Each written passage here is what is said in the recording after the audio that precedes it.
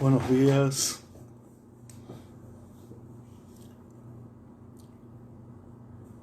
Vamos invitando a la gente que quiera venir, que quiera estar en este inicio de la tarde de Argentina, en esta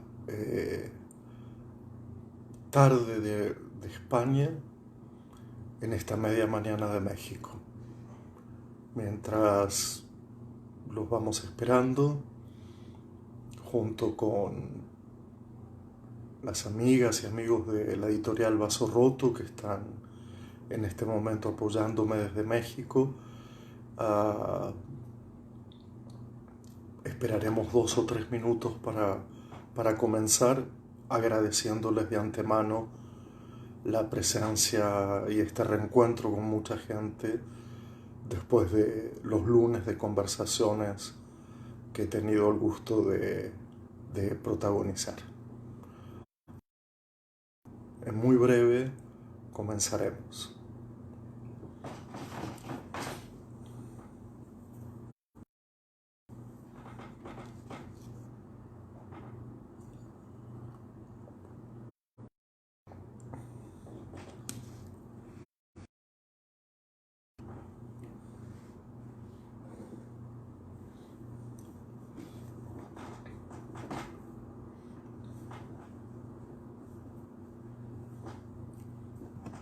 Buenos días a todas, a todos. Buenos días.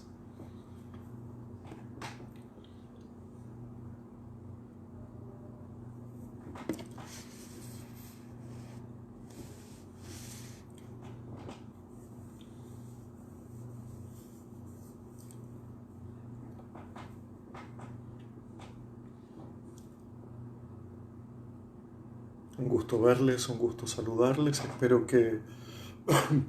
puedan escucharme bien.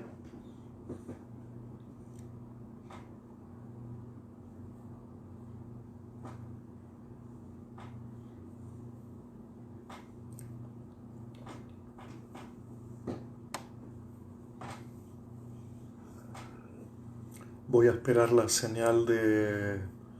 buen día Liliana, buen día María Claudia, buen día Geraldine, buen día Mónica, buen día a todos los que se vayan sumando. Espero una señal Muchas gracias, se escucha muy bien. Espero la señal de mi amiga Azul que está en México en este momento. Buen día Iris, buen día. Que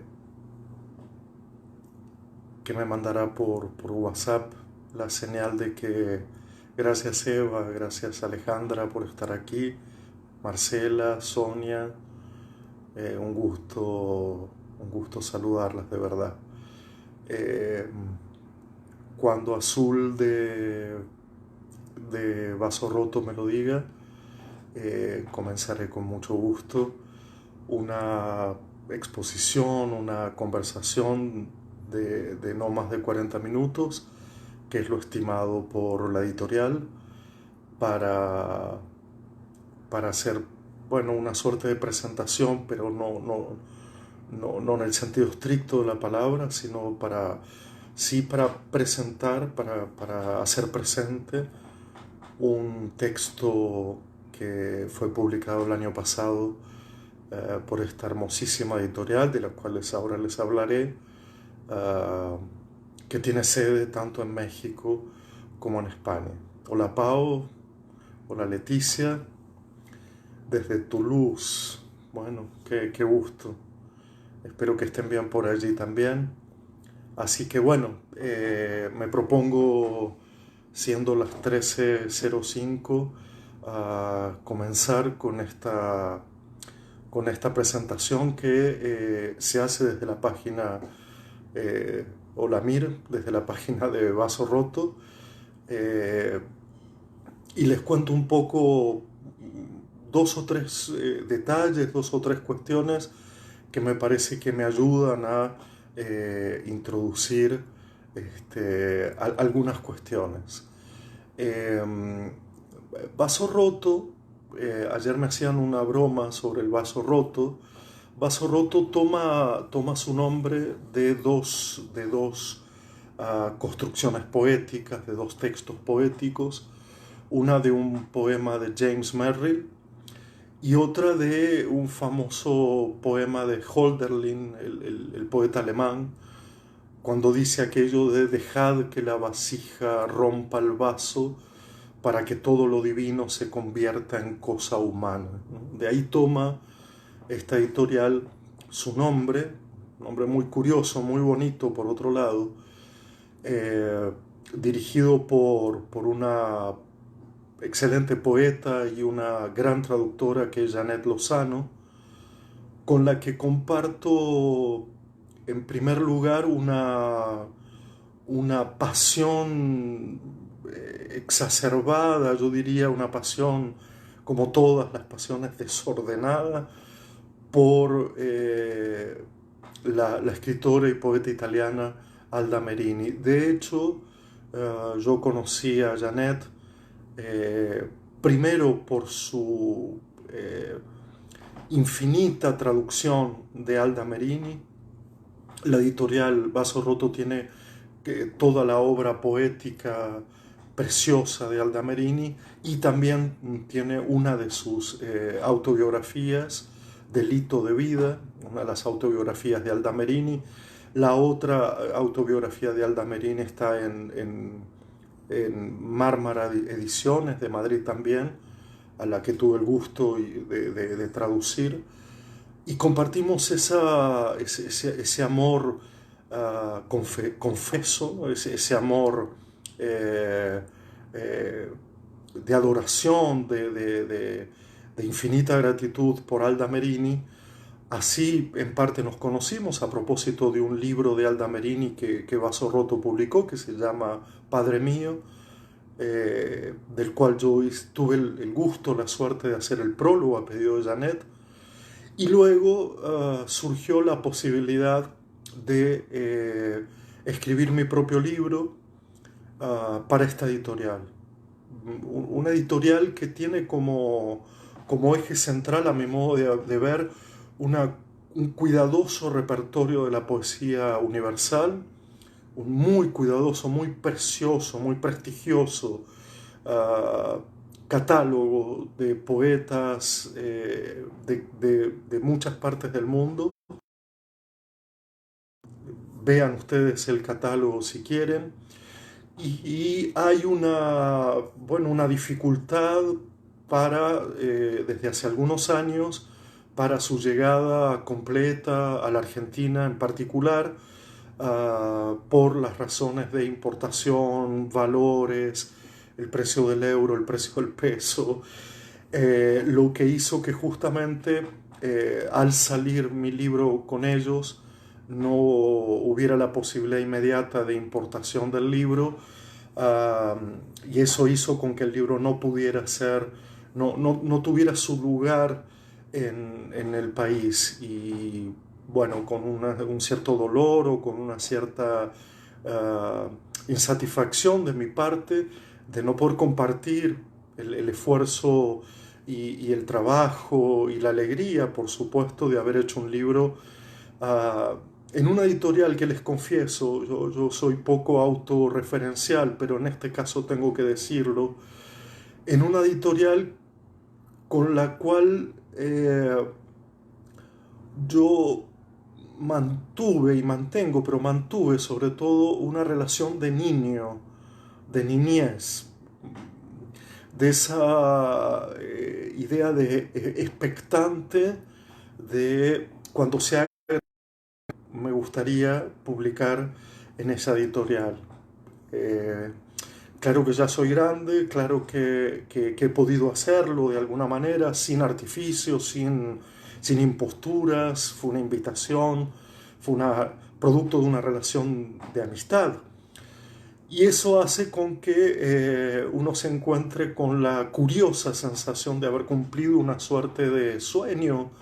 un sueño austero, por supuesto, de un sueño humilde, que todo escritor cuando ve como en la vitrina de las jugueterías, esa imagen antigua del niño que pone su nariz y apoya su nariz y exhala su humedad mirando la juguetería y lo inalcanzable de ciertos objetos. Yo mantenía esta relación con Vaso Roto y no es adulación, es simplemente reconocer, como me pasó también con la editorial Candaya de Barcelona y como me pasa con algunas editoriales de la Argentina, esa posibilidad de hacer público lo que forma parte de un largo proceso de escritura privado, encerrado. Claro que el proceso de escritura tiene siempre el doble matiz, ¿no? Uno está como encerrado en sí mismo, pero al mismo tiempo, por lo menos es el proceso que yo hago, yo escribo con la biblioteca, yo escribo a partir de la lectura. Hay un doble proceso que también en este libro se ha dado, que es, por un lado, la escritura que lee al mismo tiempo una cierta cantidad de libros, una cierta cantidad de textos, porque sabe que no se trata nunca de un monólogo, no se trata nunca de un punto de vista y nada más, sino lo que uno hace es construir un tejido a partir de la lectura y es un humilde consejo que uno da a las personas que quieren escribir su trabajo. Se escribe con una biblioteca, se escribe a partir de una biblioteca. No tanto la experiencia poética, pero en este caso que se trata de un libro de ensayo, de un ensayo entre la política, lo político, lo estético, la literatura, como habitualmente intento hacer, no cerrarme en un lenguaje disciplinar, autosuficiente y autosatisfecho de sí mismo. Lo que digo es que no solo se trata de una lectura durante la escritura, sino que también se trata de algo que podríamos llamar una conversación al interior de uno, de todo lo que se ha leído, una suerte de conversación permanente con otros autores que parece que te hablan al oído o parece que te susurran ciertas ideas. Y entonces me da la impresión que he tocado un sueño, he tocado una posibilidad, he tocado una sensación de mucha alegría y entonces cabe esta presentación de un libro que está escrito en una colección de pequeños ensayos. Lo curioso es que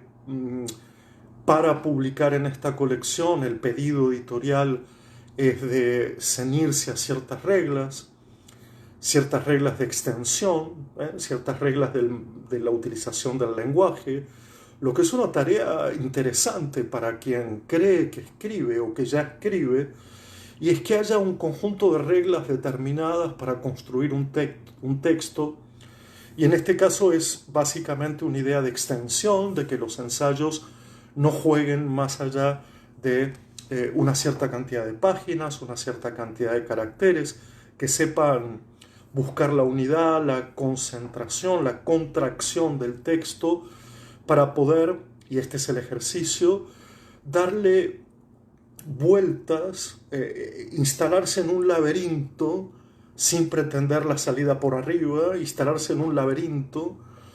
de un problema, de una cuestión, y que en su colección hay también otros autores argentinos, como María Negroni, como el propio Hugo Mujica, de la talla de sus escritores, también Chantal Maliar ha publicado en esta colección, haciendo yo creo que un estilo de ensayo muy particular, que es acotado, no abreviado, pero sí acotado. Creo que mi archivo de Word no pasó de las 60 o 70 páginas, como mucho. Lo que para mí era un ejercicio de concentración y contracción, ¿no? Yo tomé una imagen particular, y debo aclarar también que Frente a los sucesos pandémicos, es evidente que creo que todo libro que intenta trazar un panorama de cómo está el mundo y de cómo está la vida, se ha enfrentado a la necesidad de reescribir o de repensar muchas de las cosas que incluso están afirmadas en este libro. Aunque creo que lo esencial no, y el otro día algunos amigos de Venezuela sobre todo me decían aquello de agorar, de hacer un ágora, de haber tenido la sensación de de una preimagen de lo que está pasando ahora. Como si el libro o la imagen del libro, como un tren sobre el abismo, tuviera alguna propiedad de preanuncio, si ustedes quieren.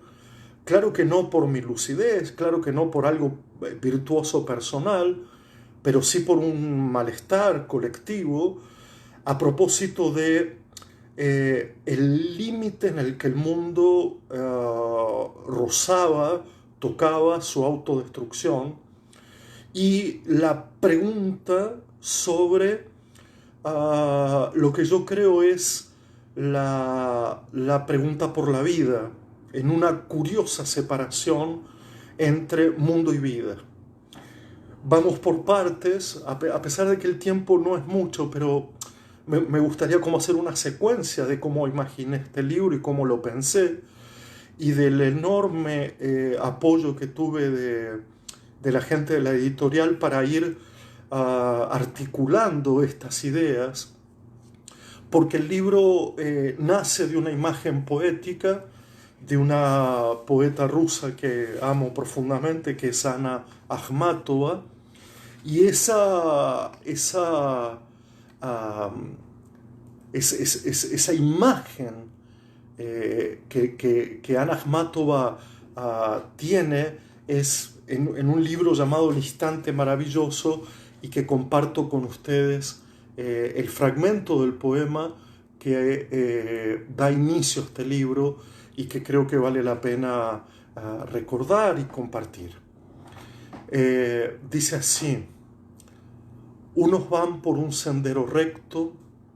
otros caminan en círculo, añoran el regreso a la casa paterna y esperan a la amiga de otros tiempos. Mi camino, en cambio, no es ni recto ni curvo, voy hacia nunca, hacia ninguna parte, como un tren sobre una... El texto original era como un tren sobre un abismo, el cambio hacia como un tren sobre el abismo fue producto de una conversación a propósito de cómo sonaría ese verso, cómo sonaría este verso. Vuelvo a insistir, voy hacia nunca, hacia ninguna parte, como un tren sobre un abismo. Hay un verso que me he olvidado, dice: llevo conmigo el infortunio, voy hacia nunca, hacia ninguna parte, como un tren sobre un abismo. El poema es testimonial, el poema es un poema que describe los caminos de la vida, los caminos de la vida. Yo, sin embargo, siempre que lo he leído, y lo he leído hace tiempo, he sentido que se trata más bien de una imagen no solo de la vida personal, de la vida o colectiva, sino también de la vida del mundo, del funcionamiento del mundo, como si fuera el mundo el que hablara, como si el mundo dijera: llevo conmigo el infortunio, voy hacia nunca, hacia ninguna parte, como un tren sobre un abismo. La imagen del tren sobre un abismo es espectacular, es una imagen de suspensión, es una imagen de un peso, y es una imagen de una caída catastrófica, de una caída de un peso considerable en un vacío, y por lo tanto creo que la profundidad de la imagen que a veces uno encuentra al final de la escritura, cómo llamar un libro, cómo titularlo, en este caso debo reconocer que ha sido mi punto de partida, como si un poema, una parte de un poema, un fragmento de un poema, ah, ah, me susurrara o me confiara toda una serie de ideas, toda una narración que la imagen en sí, por ser poética, condensa, ah, y que en mi caso permite, por su potencia de condensación, abrir como un tren, pero no sobre un abismo. Es evidente también que uno puede leer esta idea de un mundo capitalista, de un mundo que hoy por la literatura es llamado, sobre todo por Wendy Brown, de la transformación de la política en lo económico. Y lo que hace este libro, lo que hace este ensayo así pequeño, breve, austero, humilde, es hacernos las preguntas que yo considero fundamentales sobre la relación entre mundo y vida, pero tratando de no quedarme en esa tentación que muchos sienten de considerar el mundo como lo total, el mundo como donde habita la totalidad, versus la vida individual, la vida singular, la vida personal. Ante los males del mundo, la respuesta individual puede ser enorme, variada, una cantidad de detalles sobre cómo cada uno se las arregla como bien o mal puede. Pero lo que yo intento hacer en el libro no es dar una respuesta individual a la pregunta colectiva, sino tratar de imaginar qué respuesta colectiva de las vidas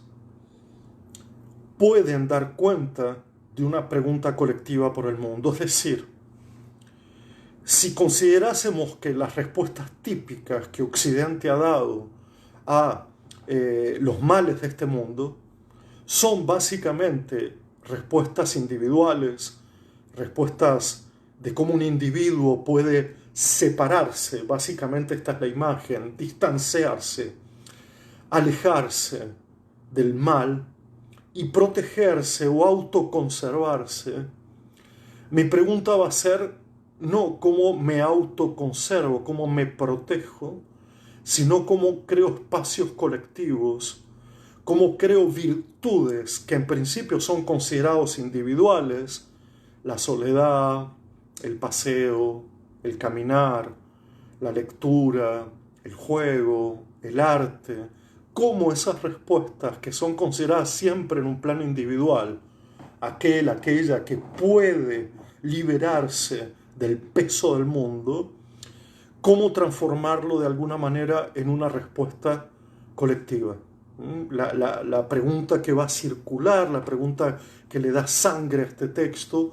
es básicamente, y que le da respiración, es básicamente siempre pensar en una respuesta colectiva, en una respuesta comunitaria, en eso que en otras ocasiones hemos llamado las pequeñas políticas, las políticas de la amistad, las políticas del amor, las políticas de lo colectivo, las políticas del arte, las políticas de la literatura, cómo todo eso, en vez de ser considerados en su forma tradicional como el individuo que se salva, el individuo que se protege, el individuo que puede de alguna manera apartarse, alejarse, construir su propio refugio, buscar en cambio esa respuesta colectiva que creo que es la que deseamos todos, la que queremos todos, porque es una respuesta ética a una pregunta que en apariencia parece ser solo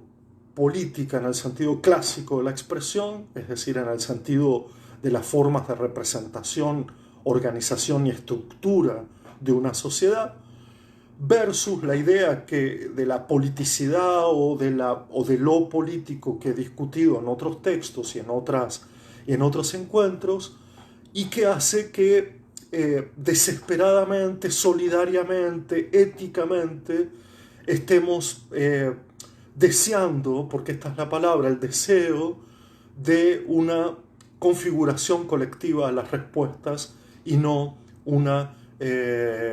configuración individual de las respuestas. Pero ¿cuáles son las preguntas? Por el tipo de colección, las preguntas fundamentales del libro aparecen en portada. Eso es un hallazgo muy bonito, porque es una forma, a mi modo de ver, de respeto a los autores, en tratar de ver no solo de qué va el libro, perdón, sino qué cree el autor que quiere compartir con otros de sus preguntas fundamentales, no como una trampa, no como una búsqueda de cooptar simplemente un público determinado, sino de confiarle ya en la tapa, confiar ya en el rostro del libro, en lo que es para mí el rostro del libro, los enigmas, las inquietudes, lo que es incógnito, y hacerlo de una manera honesta, hacerlo de una manera completamente honesta. Y esas preguntas en este libro son: ¿si acaso un mundo obsesionado por el éxito individual a costa de verse solo la punta de los pies y apurar la muerte hace vidas mejores? ¿O hay vidas capaces de distanciarse del mundo hostil? Vidas detenidas o lentas, rebeldes, amantes de la filosofía del instante, de la soledad, de la lectura e incluso perezosas. En este conjunto de preguntas hay palabras muy claves, hay sustantivos muy claves. Primero, la oposición entre mundo y vida. Primero, ese mundo caracterizado por la obsesión del éxito individual y que no hace otra cosa que apurar, y eso quiere decir apurar la muerte no del individuo, apurar la muerte del mundo, apurar su propia muerte, esa hostilidad del mundo, pero también subraya, porque toda pregunta es una forma de subraya la distancia a ese mundo, el ejercicio del distanciamiento, que no es el mismo que la suspensión, el epogé o la epogé de los estoicos griegos. Suspenderse solo para pensar es distanciarse para hacer otra cosa, también pensar otra cosa. Y aparecen los sustantivos que empiezan a dar algún tipo de respuesta a la pregunta por el mundo hostil, que son, que es la vida detenida, la vida de la detención, la vida de no solo sumarse a la fila de la velocidad, sino también crear archipiélagos, islas de lentitud, de detención, la lentitud. La rebeldía, y aquí he usado esta palabra en el sentido que Albert Camus la utiliza, me refiero en su discusión a propósito de la revolución y la rebelión, considerando la rebelión como el gesto permanente, el gesto permanentemente insatisfecho, el gesto permanentemente en movimiento, el gesto que no para, como la ética, es decir, como el gesto ético que no se detiene, que no se ve satisfecho de alguna manera. La filosofía del instante, es decir, aquella filosofía que enfatiza o pone de relieve la idea de que el instante lo es todo, que hay que hacer del instante una práctica absoluta de compromiso, de responsabilidad, de solidaridad, de arte, etc. La soledad como, no como lo solitario, no como ese destino cruel, no como ese destino no querido, no como ese destino indeseado. Y yo hago esta diferencia entre la soledad sustantiva y lo solitario como adjetivo indeseado, como aquellos que se encuentran con la soledad, no que van en su búsqueda. Entonces la soledad virtuosa, la soledad de poder reencontrar el silencio para escuchar las voces que nos habitan, la lectura, por supuesto, en ese lugar central, y la pereza, que está puesta aquí en letra cursiva, porque alude no a la pereza, no solo quiero decir a la pereza distraída, la pereza del dolce farniente italiano, sino a la otra pereza, la pereza que se construye como tiempo libre, la pereza que se construye como tiempo liberado, la pereza que tiene que ver con lo contrario, si ustedes quieren, o lo opuesto a la ocupación permanente, ¿eh? Entonces, esta sustantivación que intento hacer, este subrayado, este énfasis, este relieve, justamente a lo que va, a lo que se dirige, a lo que quiere sostener, es esas formas de vidas que colectivamente puedan tener la posibilidad, la potencia de la lectura, el silencio, la soledad, el distanciamiento, la filosofía del instante, la lentitud, etc. Este elogio no es nuevo, es un elogio que la tradición filosófica viene sosteniendo hace larguísimo tiempo, y yo recupero algunas de esas mejores tradiciones o de esas tradiciones más consagradas, como por ejemplo la idea de felicidad en Rousseau, como por ejemplo la idea de pereza en Paul Lafargue, o como por ejemplo la idea de soledad en tantos autores como Deleuze, Derrida, Blanchot y tantos otros. Lo que quiero decir con esto es que si bien revitalizo unos temas consagrados como lo son los elogios a las virtudes que también y sobre todo nos definen como humanos, lo hago desde la perspectiva otra vez de una colectivización de los conceptos, porque no creo en la respuesta individual a los males de este mundo. Eso puede ser una suerte de salvación poco duradera y poco consistente, el yo no me contagio, el yo no me enfermo, a mí esto no me va a pasar, el yo tengo tiempo libre, sino como de alguna manera preferimos no hacer ciertas cosas a las que el mundo nos tiene sujeto, y como por otro lado al desprendernos de esas formas creamos formas